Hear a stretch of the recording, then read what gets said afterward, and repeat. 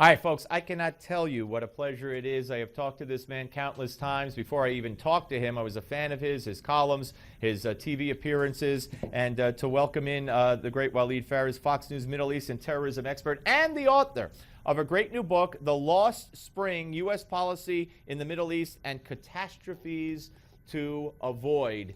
So good to see you. Good to see you finally on set. Thank you. Yes, yes. Well, congratulations on the book. We'll get to that in a second.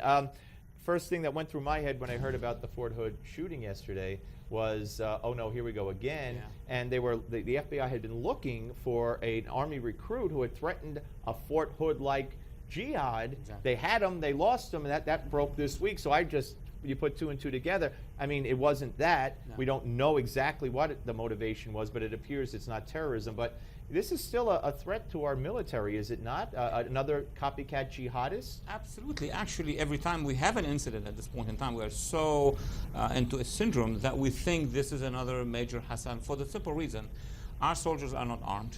That's number one. Al-Qaeda continues to target them. Even if this was not the case, but we had many previous cases such as the Fort Dig 6 before Major Hassan, and many other cases.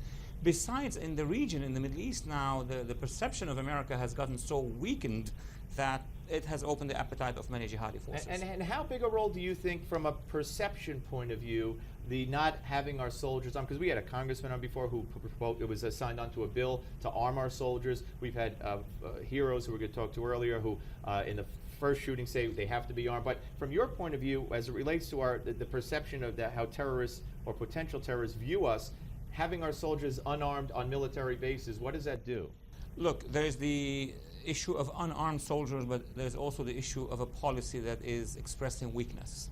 And individual radicals or terrorist organizations look at the political decision more than the actual weapon on those soldiers. So when they see that we're not going after them, that when there is a terror act, we're calling it some sort of incident. Oh, well, I'm sorry, they classify that as a case of workplace violence, like a postal worker shooting up the post office. And all what is very similar. So that encourages the terrorists. Now, we have to be very careful about the issue of how to arm our individual soldiers on the ground, and that deserves a debate, a good debate in Congress. Absolutely. All right, there was testimony from the former head of the CIA yesterday regarding Benghazi.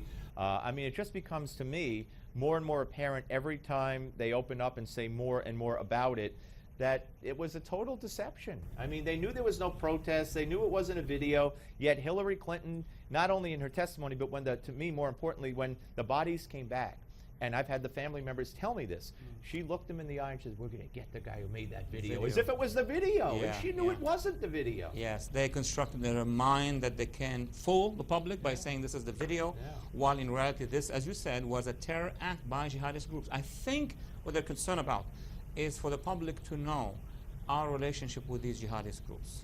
That would be a major scandal, because we, during the uprising against Gaddafi, we have actually partnered with a number of Salafi jihadi groups. One of them attacked us. If I was the government, if I was the administration, I would say, well, this is how they infiltrate us. Well, this is all addressed in the book, the Lost Spring. And Libya, Syria, if we were supporting the rebels, we've discussed many, many times who are these rebels.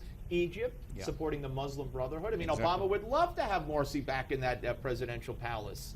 What's going on here? Look, there was a bet in the administration brought by their academic advisors and people who are very sympathetic to the Muslim Brotherhood that we can cut a deal with the Brotherhood. They will seize Egypt, Libya, Tunisia, and maybe Jordan, and then we could open up to the Iranian regime and have a deal with the Iranians, and they will stabilize Lebanon, Syria, Iraq. And so what has happened now is that the Brotherhood were removed from Egypt. It's a major setback, which explains why the president went to Saudi Arabia. I mean, the last visit was in 2009. But the administration realized that one of their policies is completely faltering now in the Middle East, the one with the Muslim Brotherhood. So the plan was to put basically the future of the Middle East in the hands of Iran and the Muslim Brotherhood. Yes. Everything between Morocco and Gaza would be Muslim Brotherhood, and everything between South Beirut and Tehran would be Iran, in the sense that we can cut a deal with those two forces. And does Israel disappear off the face of the earth? Well, that's the problem, because what links this group to the other, the despising Israel. Is Israel, actually, as a matter of fact. So if that plan were to come to fruition, and it's interesting because I've never heard anybody put it in those words before, but I long suspected something similar, then what would happen to Israel? I mean, what could possibly be the future of Israel in that scenario? Well, there is a scenario which is very realistic. That would be that Israel will be re-engaged by Hamas shooting rockets into Israel, by Hezbollah shooting rockets from the north, by the Iranians threatening to send their missiles, by the way, and the Syrians, and then the administration will come in and say, okay, let's sit down all together, and Israel, you need to make some concessions.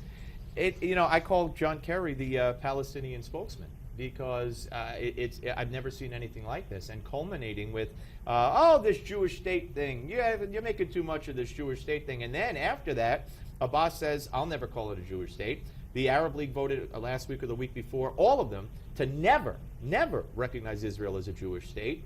And then Abbas pulls this stuff the other day where he fills out applications to 15 UN agencies. As Kerry thought he was making a deal with Israel for Pollard, what's Abbas doing? What message is he trying to send to Kerry, who he couldn't be friendlier to him? Steve, to go back to this issue of Israel as a Jewish state, I mean, what is Israel if it's not a Jewish state? I mean, it was actually granted statehood because it was a state for the Jewish people. Now, you look on the other side, 21 Arab states. In their constitution, it's an Arab state. 57 Muslim states. So why this logic applies on this side and not the other side? I think that Abbas is scared by Hamas. He wants to escalate his rhetoric. Yeah, well, he's doing a good job of it. Do you think he's going to go to the UN and do what he had promised he would not do? And if he does, and this is an interesting question, and maybe the answer is obvious because Kerry turned around and did not visit with Abbas after he did this recently. But the U.S. has always said they would never recognize a Palestinian state in that manner at the UN.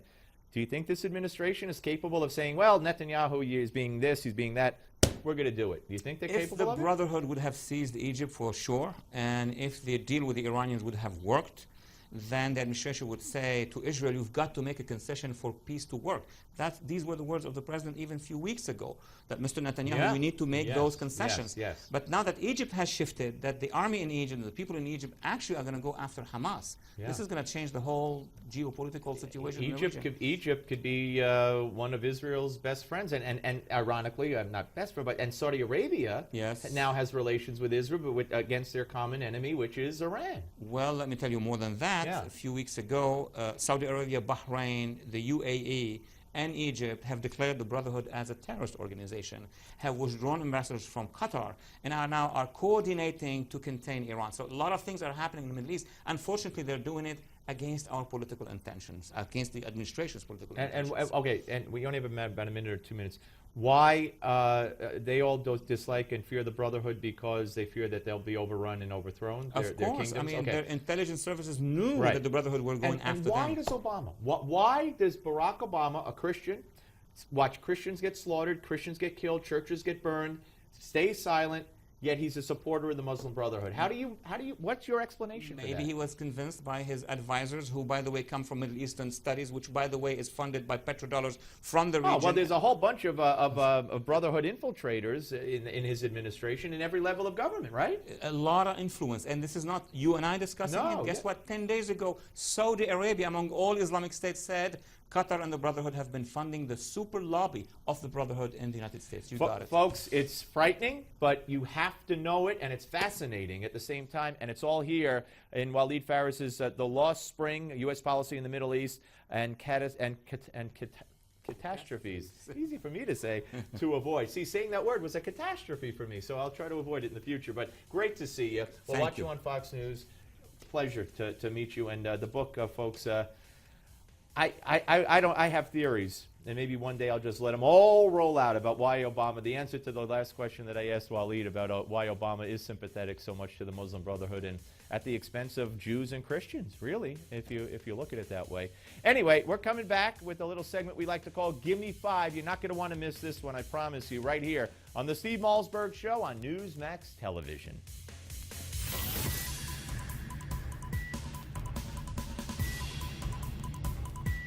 We don't just talk about the news, we talk to those making news.